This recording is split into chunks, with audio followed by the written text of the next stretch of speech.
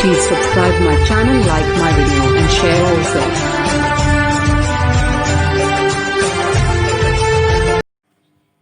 नमस्कार दोस्तों, मैं राहुल मौर्य स्वागत करते हैं अपने YouTube channel tricky math solution warehouse में।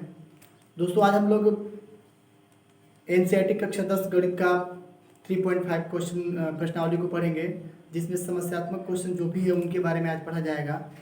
तो जैसे कि आप देख रहे हैं प्रश्न नंबर 4 में है कि निम्न समस्याओं में रैखिक समीकरणों के लिए युग्म बनाइए और उनके हल यदि उनका अस्तित्व हो तो उसे बीजगणितीय विधि से हमें ज्ञात करना है। तो बीजगणितीय विधि से ज्ञात करने हैं तो इस टाइप के क्वेश्चन थोड़ा सा लंबा है, इसको हम लिखे नहीं है जगह कम होने की वजह से। तो देखिए क्वेश्चन क्या है कि एक छात्रावास के मासिक व्यय का एक भाग नियत है। कोई छात्रावास है जिसका मासिक जो व्यय है वो नियत है तथा शेष इसी पर निर्भर करता है कि छात्र ने कितने दिन भोजन लिया। ये भी बात निर्भर करता है कि उस छात्रावास में कोई छात्र है या कितनी जो भी छात्र है वो कितने दिन भोजन लिया। जब एक विद्यार्थी को 20 दिन भोजन करता है तो 1000 छात्रावास के व्यय करने के लिए आधा करने पड़ते हैं। जबकि एक विद्यार्थी बी को जो 26 दिन भोजन करता है तो छात्रावास के लिए व्यय जो है 1180 रुपये अदा करने पड़ते हैं। तो नियत व्यय और प्रतिदिन के भोजन का मूल्य क्या होगा ये आपको बताने हैं, ठीक है। तो नॉर्मल सी बात है, आप समझ सकते हैं कि नियत भोजन और प्रतिदिन के भोजन दो तरह की बातें रहेंगी, ठीक है। तो हमें नियत भोजन और प्रतिदिन भोजन दो तरह की बातें इसमें हैं। तो सबसे पहले इस टाइप के क्वेश्चन को हम अगर नियत भोजन से रिलेटेड बातें करेंगे तो हमें लिखना होगा कि माना मासिक तथा मासिक जो भाग है यानी मासिक व्यय का जो भाग है उसका नियत भाग कितना होगा। तो यहाँ लिख सकते हैं कि माना, यहाँ हल कर दे रहे हैं हम, माना देखिए मासिक व्यय की बात क्वेश्चन में की गई है, यानी क्वेश्चन में यही नहीं कहा गया है कि छात्रावास का मासिक व्यय का एक भाग नियत है। तो हम मान सकते हैं कि माना मासिक व्यय का भाग नियत भाग बराबर यानी मासिक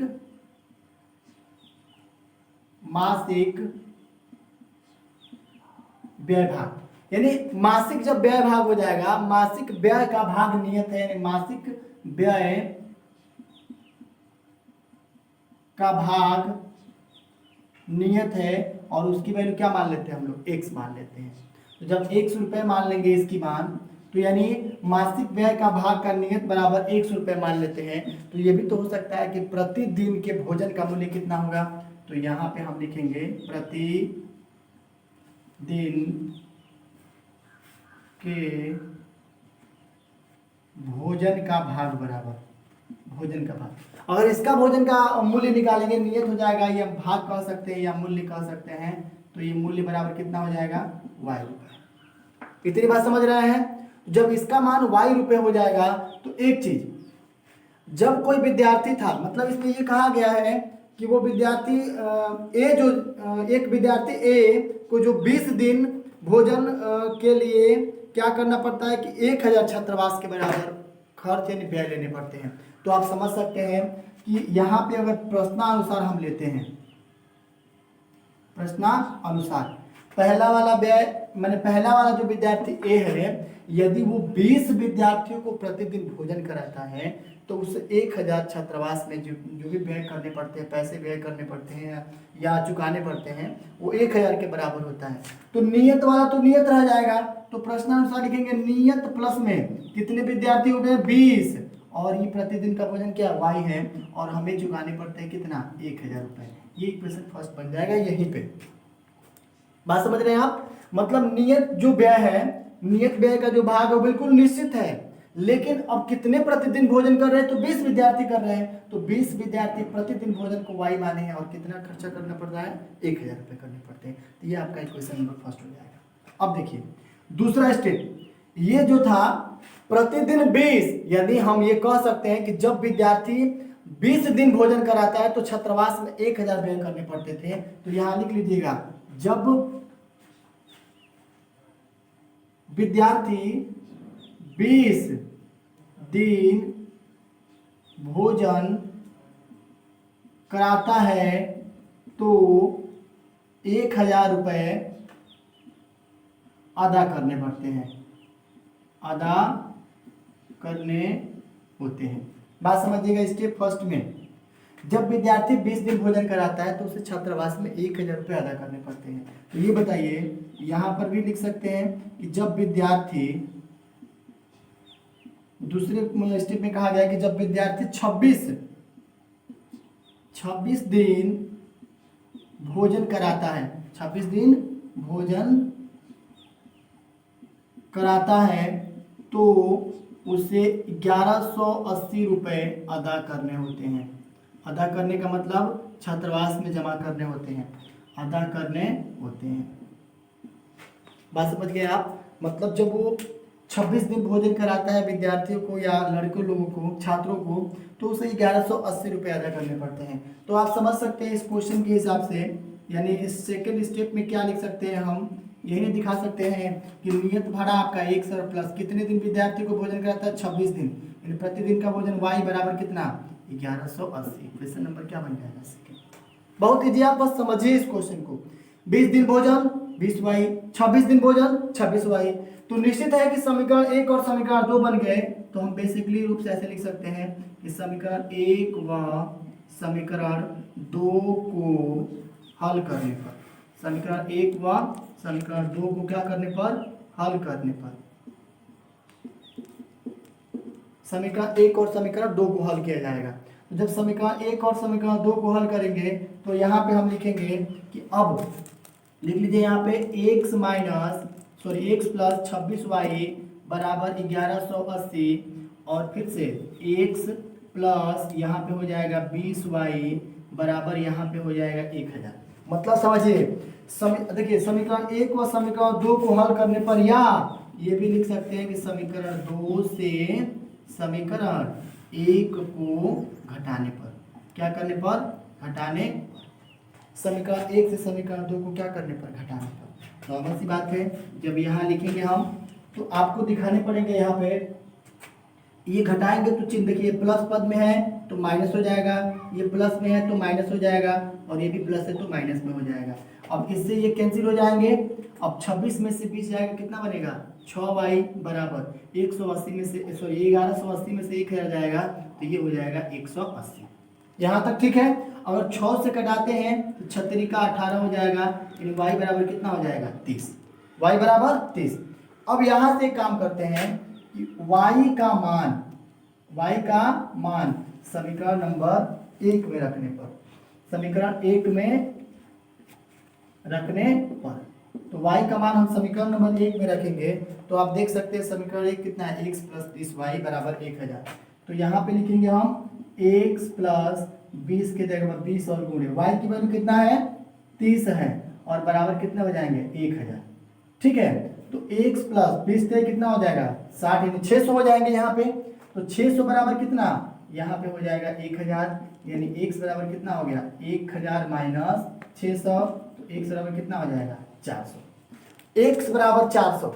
तो इसको हम क्या दिखा सकते हैं, जब x की वैल्यू इतना आ गया है तो हम दिखा सकते हैं कि मासिक व्यय का जो भाग है, यानी मासिक व्यय का भाग नियत भाग बराबर कितना, 400। तो लिख सकते हैं क्या, अतः मासिक व्यय का नियत भाग बराबर कितना हो जाएगा, 400 रुपये।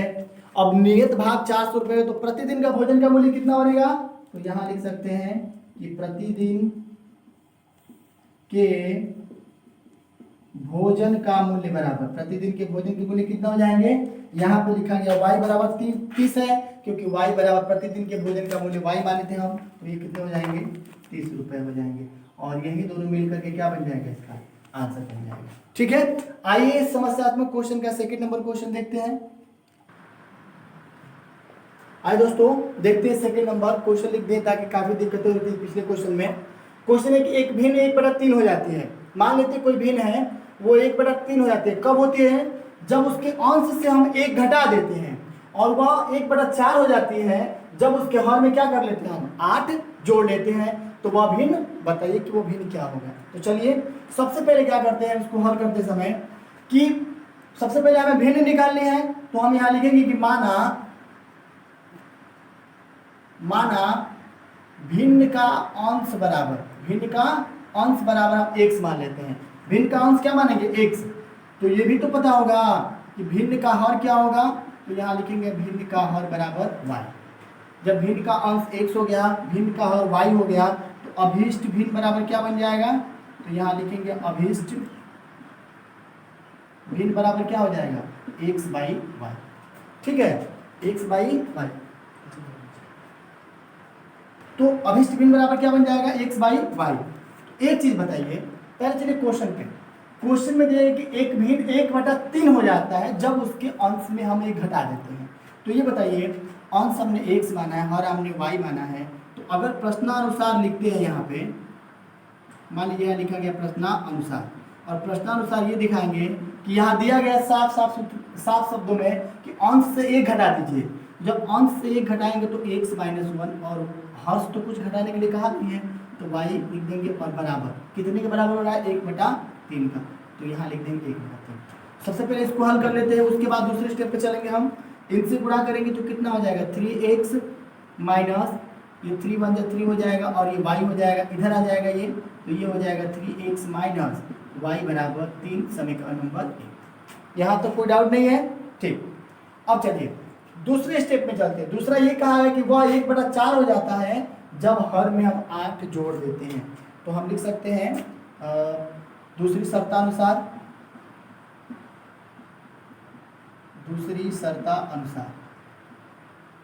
और दूसरी शर्तानुसार क्या बनेगा कि हम यहाँ लिख सकते हैं, देखिए 1/4 हो रहा है वो, तो कब हो रहा है कि जब उसके हर में हम 8 जोड़ रहे हैं। तो हम ऐसे लिख लीजिए, x और बटा में y में यानी हर में 8 जोड़ेंगे तो कितने के बराबर हो जाएगा, 1/4 के बराबर। ठीक है, गुणा कर लीजिए इसमें, तो कितना हो जाएगा, 4x, और ये हो जाएंगे बराबर y + 8, इधर आ जाएगा, तो ये हो जाएगा 4x - y बराबर 8, क्वेश्चन नंबर 2।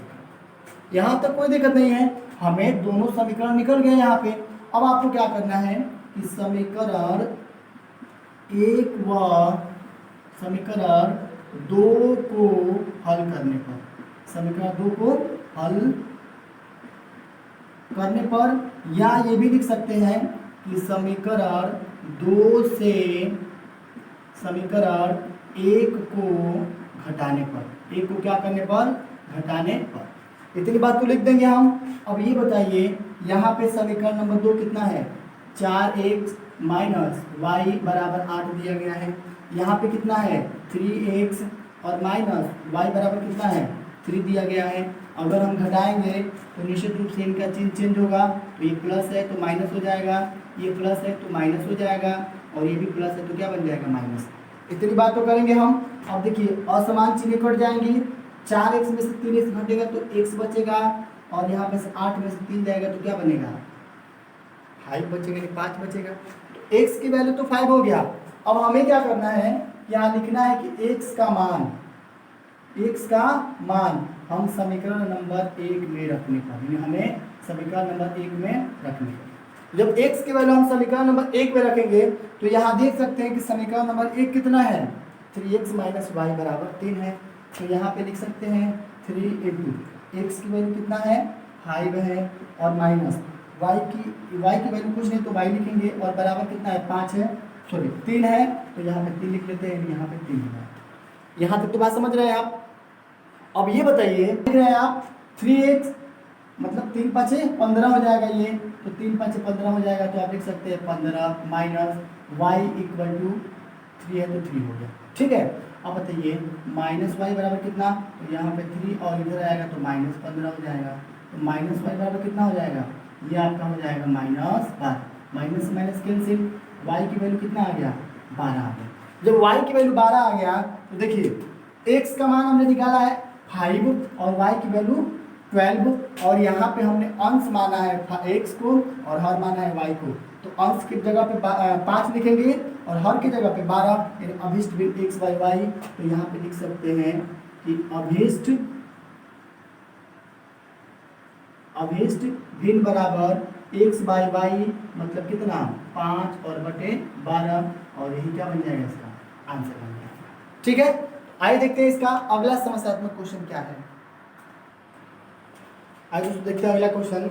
अगला क्वेश्चन ये है कि यश ने एक टेस्ट में 40 अंक अर्जित करता है। कोई टेस्ट था जिसमें यश नाम का एक लड़का था, उसने 40 अंक अर्जित करता है। लेकिन रीजन एक केस खड़ा होता है उसके सामने, जब उसे प्रत्येक सही उत्तर पर अगर 3 अंक मिलते हैं, अगर क्वेश्चन सॉल्व करता है तो सॉल्व करने के बाद उसे ये पता चला या बाद में ये उसको जानकारी हुई कि हमने जो एक क्वेश्चन सही करते थे उसमें 3 अंक मिलते थे, लेकिन अगर उसमें से एक क्वेश्चन गलत करते थे तो हमारे पूरे अंकों में से 1 अंक की कटौती की जाती थी। यदि उसे सही उत्तर पर 4 अंक मिलता है दूसरे कंडीशन में, तो अशुद्ध उत्तरों पर उसमें 2 अंक की कटौती की जाती है। तो बताइए यश 50 अंक अगर अर्जित करता है तो टेस्ट में कुल कितने प्रश्न थे, इसके बारे में समझना है हमको। ठीक है, तो सबसे पहले 2 चीज इसमें देख रहे हैं आप। पहला चीज ये कि सही का नाम सुन रहे हैं आप, और दूसरा चीज ये कि अशुद्धता के नाम सुन रहे हैं आप, यानी सही अंक और गलत अंक, इन सब चीजों के बारे में समझना है हमें। तो यहाँ पे लिख सकते हैं कि चलिए सबसे पहली बात यह है कि सही अंक अर्जित कितना कर रहा है और अशुद्ध अंक कितना मतलब अर्जित कर रहा है, इसके बारे में समझेंगे। तो मान सकते हैं कि माना सही उत्तरों की संख्या बराबर 1, यानी लिख सकते हैं यहाँ पे हम माना सही उत्तरों की संख्या बराबर, सही उत्तरों की संख्या हम x मान लेते हैं। सही उत्तरों की संख्या क्या करेंगे हम, x मान लेंगे। सही उत्तरों की संख्या x मानते हैं। और दूसरी बात अशुद्ध अंक है, यानी गलत जो अंक है, यानी अशुद्ध उत्तरों की संख्या y मानते हैं। तो यहाँ पे लिख सकते हैं हम अशुद्ध उत्तरों की संख्या, जो अशुद्ध उत्तर है उनकी संख्या हम y मान लेते हैं। यहाँ पे y लिख लेते हैं। शुद्ध जो उत्तर है उनकी संख्या x मानते हैं, अशुद्ध की कितना मानते हैं, y मानते हैं। अब क्वेश्चन को थोड़ा देख लेते हैं। ये बताइए उस सही उत्तर पर कितने अंक अर्जित करता है, सही उत्तर पर कितना अंक अर्जित करता है, 3 अंक, और गलत पे कितना कटौती होती है, 1 अंक की होती है। तो एक काम करते हैं, प्रश्नानुसार हम बना लेते हैं। अगर प्रश्नानुसार ले चलते हैं हम क्वेश्चन को, एग्जाम में बिल्कुल इसी मेथड से करना है आपको। तो अगर प्रश्नानुसार एक एक स्टेप आप समझाएंगे तो एग्जामिनर की कॉपी चेक करने में भी कोई दिक्कत नहीं होगी, इस बात पर ध्यान रखिएगा। तो सही उत्तर गलत उत्तर, यानी सही उत्तर की संख्या x माने और गलत उत्तर की संख्या क्या मानेगा। तो ये बताइए जब वो सही करता है तो 3 अंक मिलता है, तो क्यों हम ऐसे नहीं लिख सकते हैं 3x। अब देखिएगा अशुद्ध अंक है तो सही अंक में से 1 घटेगा, और जब घटेगा तो यहाँ माइनस का सिंबल लगाएंगे, और उसके बाद से कितने अंक कट रहे हैं, उसको 1 अंक कट रहा है। तो यहाँ पे 1 की जगह पे y, मतलब 1 पूरे y करेंगे तो भी इतना आएगा। अब बताइए उसके बाद से कुल अंक कितने अर्जित हुए, उसे 40 अंक अर्जित हो जाते हैं, 40। ये बन जाएगा आपका समीकरण नंबर 1। यहाँ तक किसी प्रकार का कोई दिक्कत नहीं है। मतलब ये कि अगर एक क्वेश्चन सही करता है 3 अंक मिलता है, लेकिन एक अंक अगर एक क्वेश्चन गलत करता है तो उसे 1 अंक की कटौती उसके सही वाले में से कर दी जाती है। उसके बावजूद भी उसने 40 अंक अर्जित करता है, यानी सही आपका x है तो 3 में x हो जाएगा, और गलत आपका 1 है तो 1y, मतलब y हो जाएगा बराबर 40, समीकरण नंबर 1। यहाँ तक कोई डाउट नहीं है। अब देखिए ये प्रथम शर्तानुसार है। अब देखिए यहाँ पे लिखते हैं हम द्वितीय शर्तानुसार, द्वितीय शर्तानुसार। तो द्वितीय शर्तानुसार लिखेंगे हम। तो देखिए क्वेश्चन में क्या कहा गया है। अब देखिए यदि उसे सही उत्तर पर 4 अंक मिलते हैं, सही उत्तर पर क्या होता है 4 अंक मिलते हैं, तो अशुद्ध उत्तर पर उसे 2 अंक की कटौती की जाती है। तो आप इसके हिसाब से समझ सकते हैं कि यानी 4x और माइनस 2y बराबर। अब ये बताइए कुल अंक कितने अर्जित करता है, बाद में वो 50 अंक अर्जित करता है। तो यहाँ पे हो जाएगा 50, समीकरण नंबर 2।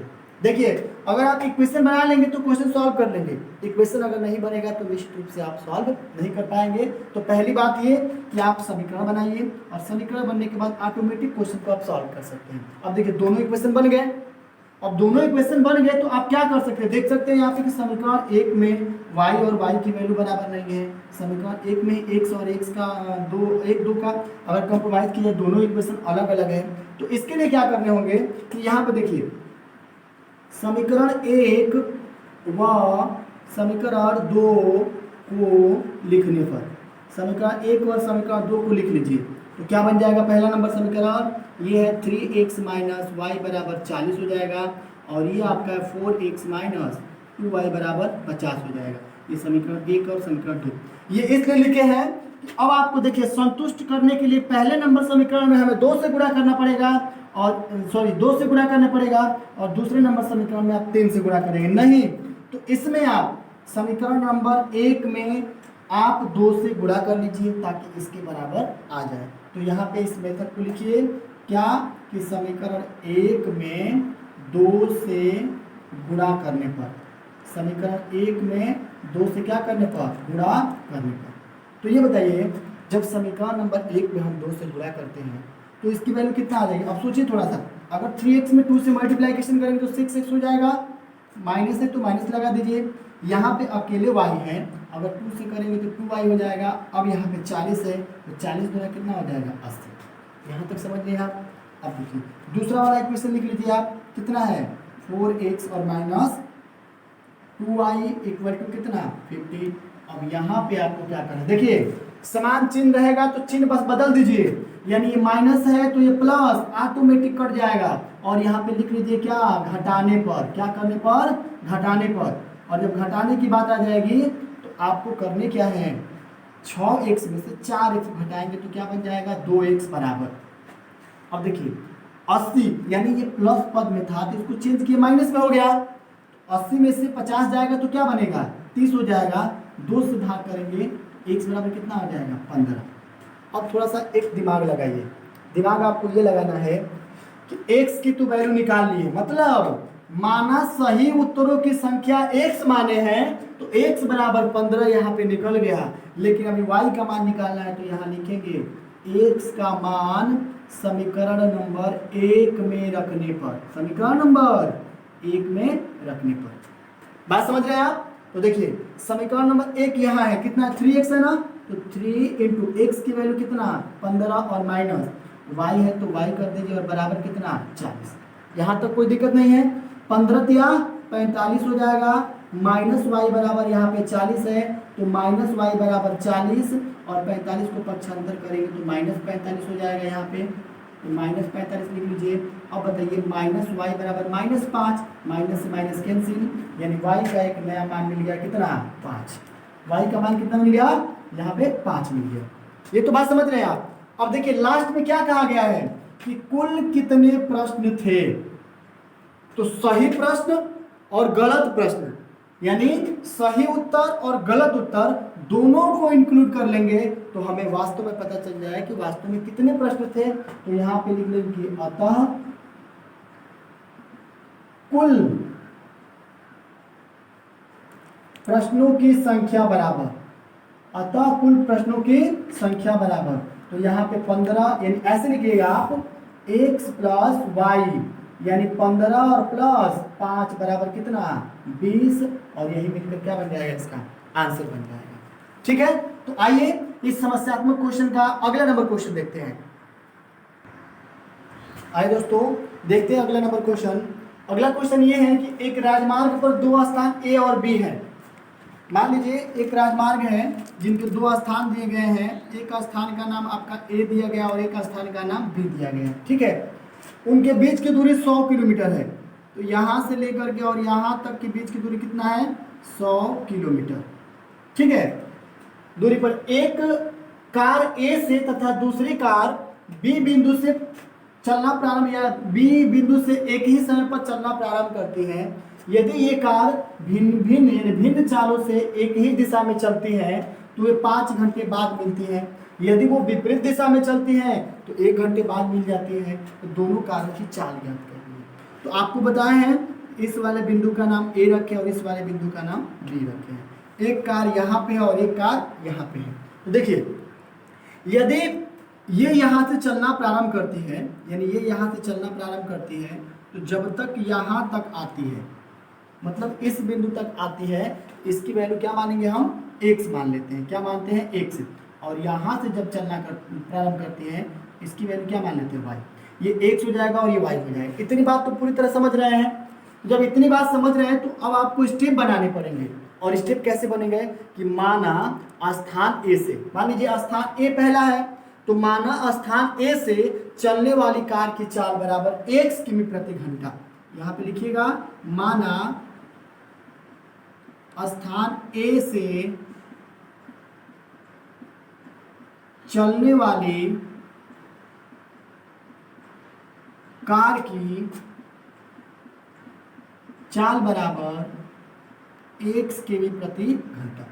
ये तो बिल्कुल नॉर्मल सी बात है। ए स्थान से चलता है पहले नंबर का, तो उसकी चाल x हो जाएगा।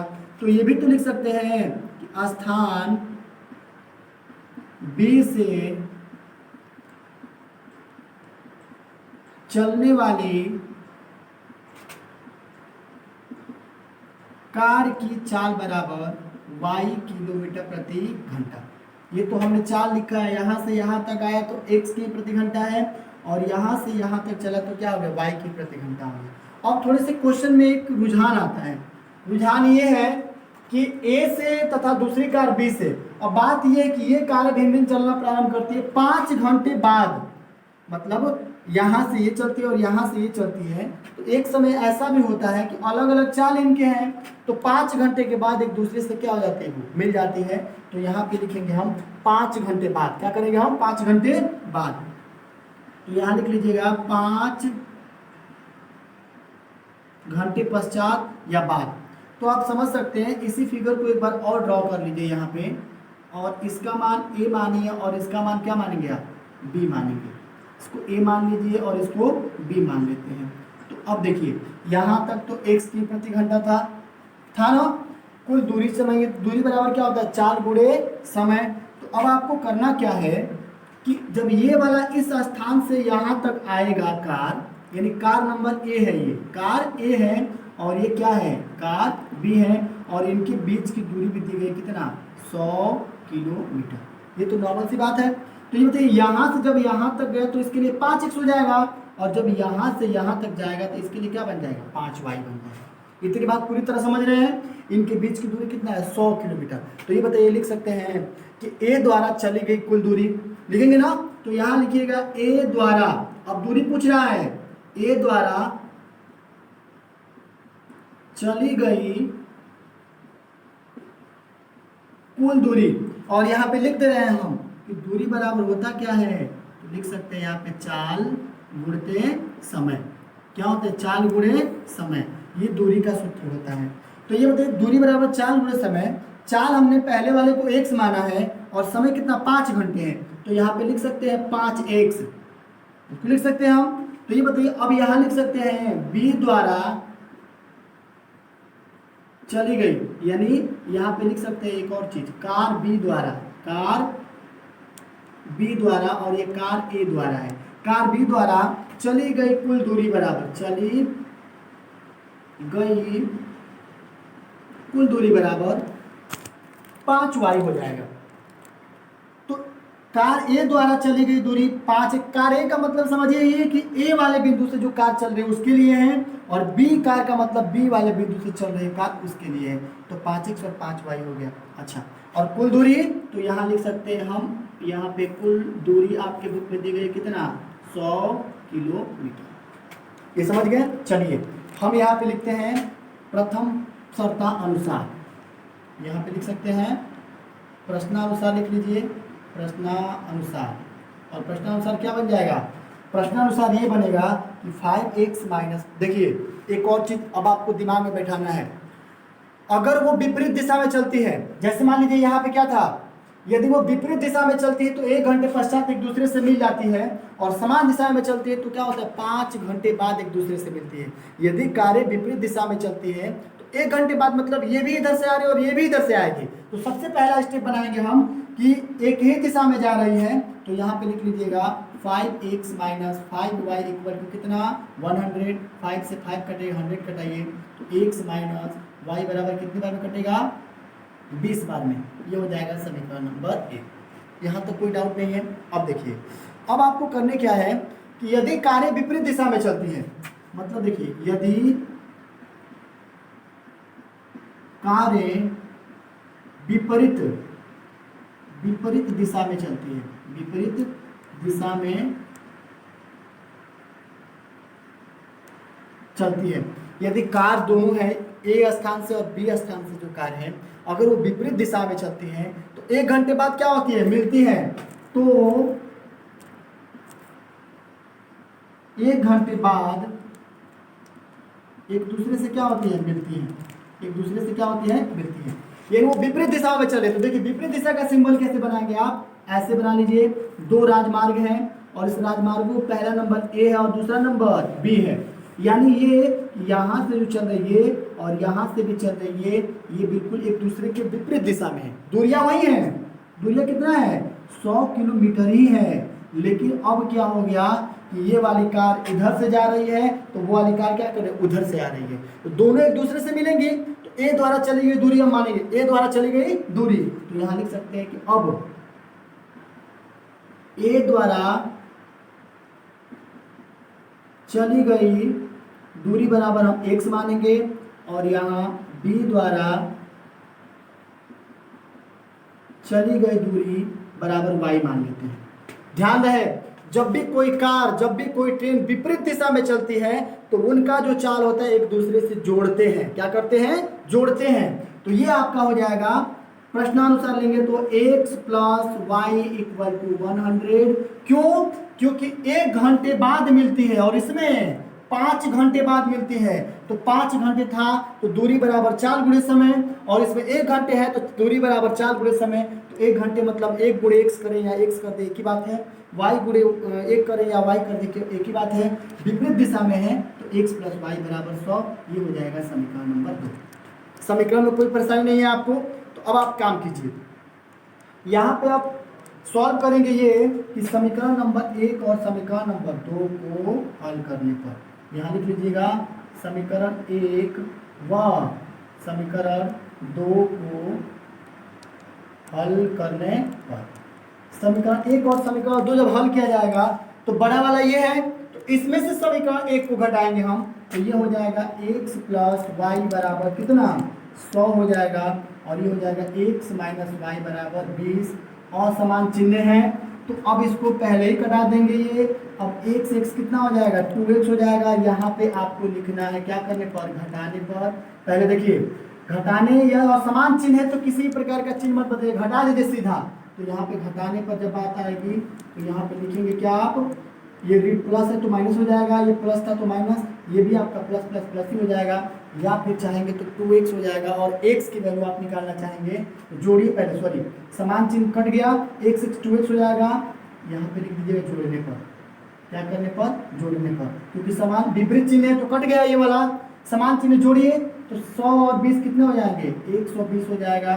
2 से कटाएंगे हम, x बराबर कितना हो जाएगा 60। अब देखिए x की तो वैल्यू हमने निकाल लिया, और x है क्या, x ही माने है क्या हम लोगों ने, x की वैल्यू ये माने है कि a स्थान से चलने वाली कार की चाल x, तो हम 60 की भी प्रति घंटा निकाल लिए। ठीक है, अब घंटा प्रति घंटा नहीं लिख रहे हैं, अब लिखेंगे इसको।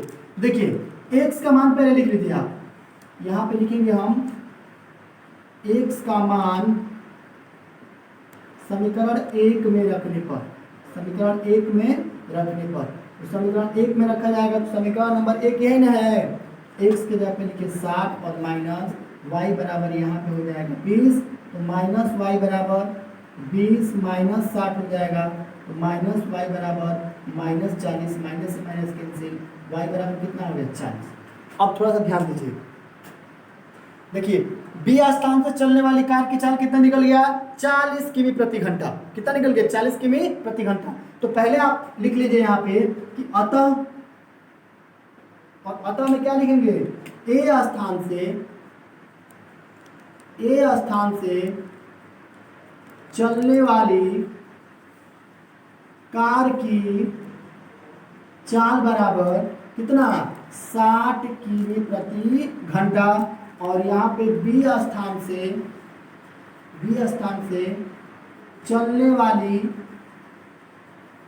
कार की चाल बराबर 40 किलोमीटर प्रति घंटा, 40 किलोमीटर प्रति घंटा। तो ये था इस क्वेश्चन का आंसर। आइए देखते हैं इसके बाद एक और क्वेश्चन। आइए दोस्तों देखते हैं एक और क्वेश्चन। इसमें का लास्ट क्वेश्चन है, एक आयत का क्षेत्रफल 9 वर्ग इकाई कम हो जाता है, यानी किसी आयत का क्षेत्रफल है जिसका 9 वर्ग इकाई कम हो जाता है क्षेत्रफल, कब, यदि उसकी लंबाई 5 इकाई कम कर दी जाती है। उसका जो लंबाई है उसकी इकाई जो है 5 इकाई कम कर दी जाती है और चौड़ाई 3 इकाई बढ़ा दी जाती है। यदि हम लंबाई को 3 इकाई और चौड़ाई को 2 इकाई बढ़ा देते हैं तो क्षेत्रफल आपका 67 वर्ग इकाई बढ़ जाता है। तो आयत की विमाएँ ज्ञात कीजिए, यानी लंबाई और चौड़ाई क्या हो सकती है। तो सबसे पहले इस टाइप के क्वेश्चन में हमें लंबाई और चौड़ाई ज्ञात करना होता है। तो मान लेते हैं कि माना आयत की लंबाई हम क्या लंबाई x मानते हैं और चौड़ाई y मान लेते हैं। तो यहाँ लिखिए हमें कि माना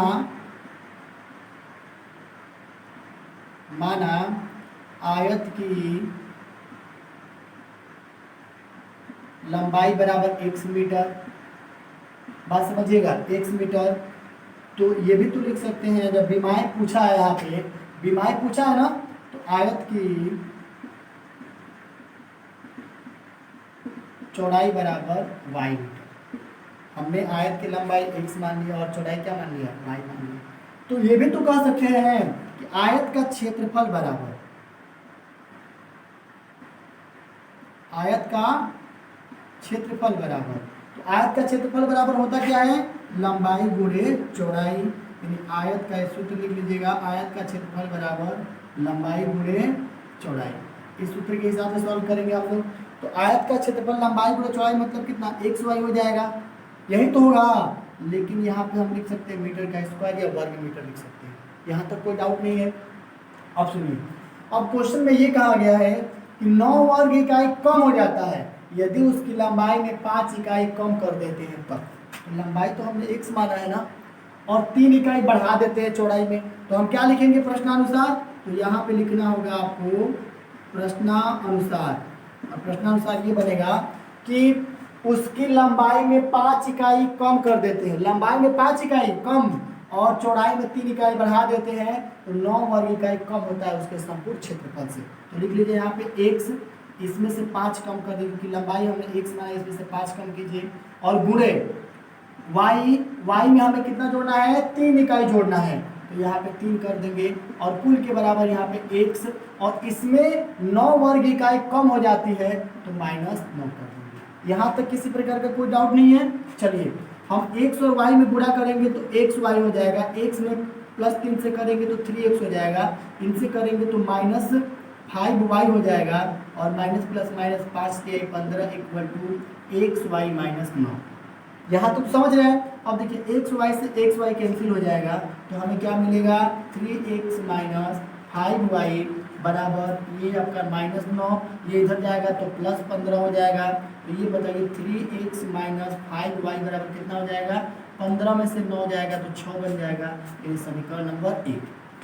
यहाँ तक ठीक है। 3x - 5y बराबर 6 समीकरण नंबर 1, ये आपका समीकरण 1 बन गया। अब थोड़ा सा यहाँ आ जाते हैं दूसरे कंडीशन में। देखिए यदि हम लंबाई को 3 इकाई और चौड़ाई को 2 इकाई बढ़ा देते हैं तो क्षेत्रफल 67 वर्ग इकाई बढ़ जाता है, तो प्लस हो जाए, जहाँ पे माइनस था क्या बन जाएगा प्लस। क्या करना है कि यहाँ पे दूसरा प्रश्न दूसरे स्टेप में, यानी दूसरी शर्तानुसार कर लेते हैं, क्योंकि हमने शर्त लगाया कि हम बढ़ाएंगे इसको। तो दूसरी शर्तानुसार क्या बनेगा कि हमें इनका एडिशन निकालना है, मतलब पहले तो लंबाई में 3 इकाई बढ़ाएंगे और चौड़ाई में 2 इकाई बढ़ाएंगे। तो लंबाई, यदि लंबाई में हम क्या करते हैं 3 इकाई बढ़ाते हैं, लिखिएगा इस चीज को, यदि लंबाई में कितना बढ़ाना है हमें, 3 इकाई, लंबाई में 3 इकाई व चौड़ाई में 2 इकाई बढ़ाने पर प्राप्त क्षेत्रफल बराबर कितना हो रहा है, 67 हो रहा है। प्राप्त क्षेत्रफल कितना हो रहा है, 67। तो इजी है, 3 इकाई बढ़ाइए लंबाई में और 2 इकाई चौड़ाई में। तो क्या माने हम लोग लंबाई चौड़ाई x और y, इसमें 2 बढ़ा दीजिए आप कितना, 3, और इसमें 2, तो ये हो जाएगा x + 3 एक कोष्ठ में, और एक में हो जाएगा y + 2 एक कोष्ठ में, बराबर संपूर्ण का क्षेत्रफल कितना है xy। तो यहाँ पे हो जाएगा xy, और प्लस करेंगे। अब हम क्यों प्लस करेंगे, क्योंकि इसका रीजन ये है कि कहा गया कि 67 वर्ग इकाई बढ़ जाता है, और इसमें क्या था कम होता, तो कम हुआ तो घटाया गया, और बढ़ गया तो जोड़ेंगे, यानी यहाँ पे कितना हो जाएगा 67। यहाँ तक कोई दिक्कत नहीं है। चलिए गुणा कीजिए, xy से करेंगे xy, इसमें करेंगे हम तो +2x हो जाएगा, +3y हो जाएगा, और 3 गुना का 6 हो जाएगा, बराबर xy और +67 हो जाएगा, +67। ठीक है, फिर से इसको कटा लीजिए, तो कितना बन जाएगा ये 2x और +3y बराबर, यहाँ पे 67 है, इसमें से हम माइनस कर देंगे 6 पक्षांतर करेंगे तो ये हो जाएगा 2x प्लस 3y बराबर 61, समीकरण नंबर 2। यहाँ तक किसी प्रकार का कोई दिक्कत नहीं है। और जब दिक्कत नहीं है तो हमें एक काम करना पड़ेगा, समीकरण 1 और समीकरण 2 को देखिए, इसमें 3x 5y है, इसमें 2x 3y बराबर 61 दिया गया है। तो ऐसा हम क्या कर सकते हैं इसके लिए कि इसका मान वास्तव में निकल सकता है। तो हमें करना क्या होगा कि समीकरण 1 में 2 से व समीकरण नंबर 2 में 3 से गुणा करने पर, तो यहाँ लिखिएगा दोनों समीकरण को संतुष्ट करने पर, दोनों समीकरण को संतुष्ट करने पर, दोनों समीकरण को जब संतुष्ट किया जाएगा तो इस टाइप के लिए क्या करने पड़ेंगे, यहाँ पे देख लेते हैं।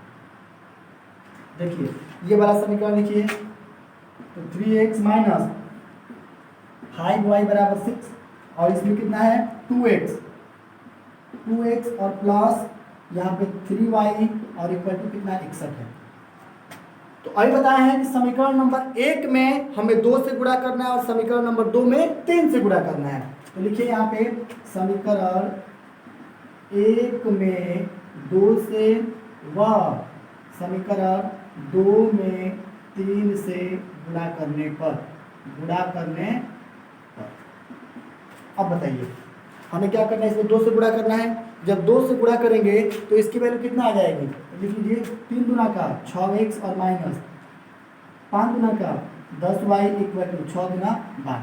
अब ये कितना हो जाएगा 3 से 2 तिहाई 6x और प्लस 3 3 का 9y और इक्वल टू कितने हो जाएंगे, अब इसमें 3 से 3 एक कम 3 और 3 से 18 183, यानी समीकरण नंबर 3 हो जाएगा और समीकरण नंबर 4। यहाँ तक किसी प्रकार का कोई दिक्कत नहीं है, जगह कम होने की वजह से सभी चीज़ों को इसी में कर दे रहे हैं, ठीक है, ऐसे कर लीजिए। अब ये बताइए, हम ये कर देंगे दोनों से ये चीज़ समान है, ये असमान है, तो आपको ये भी पता होगा कि अगर असमान है तो निश्चित रूप से इसको ऐसे बनाएंगे, प्लस को माइनस कर देंगे, ये प्लस पद में है तो माइनस असमान कट जाएंगे, 10 और 9 कितना 19 हो जाएगा, 19y बराबर। अब देखिए ये भी आपका क्या है प्लस पद में है, तो जब प्लस पद में है तो यहाँ पर भी माइनस करेंगे और माइनस करेंगे तो कितना हो जाएगा 171, ठीक है। जब 171 हो जाएगा तो निश्चित रूप से ये माइनस पद में होगा ना, तो माइनस यहाँ पे माइनस से माइनस कैंसिल 19 से कटाएंगे इसको हम, तो y बराबर। अब बताइए 171 को अगर 19 से भाग देंगे हम 19 से तो कितने बार कटेगा, 19 9 171 तो 9 हो जाएगा। देखिए y का मान 9 आ गया, y का मान क्या आ गया 9। तो अब आपको लिखना है y का मान समीकरण 1 में रखने पर, समीकरण 1 में रखने पर, तो रख लीजिए समीकरण 1 यही ना है, तो यहाँ लिखेंगे 3 × 9 माइनस 5 इक्वल टू 6 हो जाएगा, ठीक है। 29 27 माइनस 5y इक्वल टू 6 हो जाएगा, तो ये इधर जाएगा, ठीक है। यहाँ पे देख लेते हैं थोड़ा सा, यहाँ पे एक काम कीजिए, y का मान रखना है तो हमने x का मान रख दिया था, इसको इरेज कर दीजिए। देखिए इक्वेशन फर्स्ट ये है, तो 3x की जगह 3x माइनस 5 की जगह 5 रखिए इंटू y की वैल्यू 9 है तो 9 इक्वल टू कितना है 6 है, समीकरण 1 में रख रहे हैं, ठीक है। तो ये कितना हो जाएगा 3x माइनस 9 5 45 इक्वल टू 6 हो जाएगा, तो 3x बराबर कितना हो जाएगा 6 और ये 45 घटेगा जुटेगा इसमें, ठीक है, माइनस में क्या बन जाएगा प्लस बन जाएगा, तो 45 और 6 5 11, तो ये आपके हो जाएंगे 3x बराबर 51 हो जाएगा, ठीक है, और x बराबर 3 से भाग देंगे तो कितनी बार में कटेगा 17 बार में कट जाएगा, कितनी बार में कटेगा 17 बार में कट जाएगा, 17 या 51, ठीक। तो यहाँ x बराबर 17 आ गया, तो 17 क्या मानेंगे हम, यहाँ पे आयत की लंबाई और आयत की चौड़ाई, तो यहाँ पे अब जो जगह कम है इसमें ही हम लिख रहे हैं कि आयत की लंबाई बराबर 17 मीटर और आयत की चौड़ाई बराबर कितना, ये आया हुआ है 9 मीटर, ये 9 मीटर, और यही क्या बन जाएगी आंसर बन जाएगा, ठीक है। तो ये थे आज के जितने भी समस्यात्मक क्वेश्चन थे प्रश्नावली 3.5 में, अभी भी इसका जितने भी विलोपन विधि प्रतिस्थापन विधि से जो भी मान निकालने हैं इसका वज्र गुणन करके नेक्स्ट वीडियो में उसको बताया जाएगा। आशा करते हैं कि इसमें जो भी पांचों वीडियो बताई गई है आपको अच्छा लगा होगा। अगर लगा है तो प्लीज़ क्वेश्चन को लाइक कीजिए, अपने दोस्तों में शेयर कीजिए, और अपने इस यूट्यूब चैनल पे पहली बार है तो आप मेरे चैनल को सब्सक्राइब भी कीजिए। ऐसे ही आपके लिए समस्यात्मक क्वेश्चन का एक और प्रश्नावली है, उसका ही वीडियो कल आ जाएगा।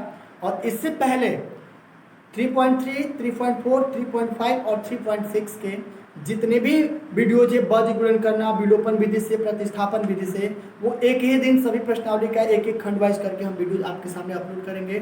तब तक के लिए इस वीडियो को आप देखते रहिए। नेक्स्ट वीडियो बहुत जल्दी आएगा। धन्यवाद। जय हिंद। नमस्कार।